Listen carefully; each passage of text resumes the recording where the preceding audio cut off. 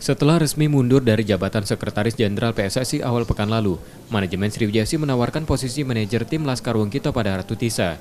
Sriwijayasi sudah mulai menjalani komunikasi dengan mantan Sekjen PSSI itu.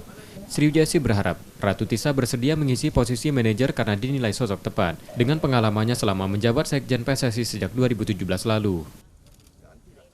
Kita menawarkan Ibu Ratu Tisa untuk menjabat sebagai manajer Sriwijaya FC. Mengingat kita tahu bahwa Ibu Ratu Tisa ini berpengalaman mengurus sepak bola, apalagi sampai mendapat jabatan Sekjen PSI.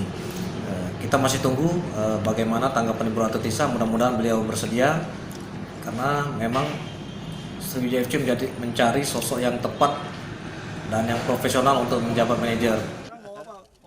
Selain Sekjen PSSI, tahun 2019 lalu Ratu Tisa juga terpilih sebagai anggota Komite Kompetisi AFC. Lulusan FIFA Master 2013 ini juga dipercaya menjadi posisi Wakil Presiden AFF.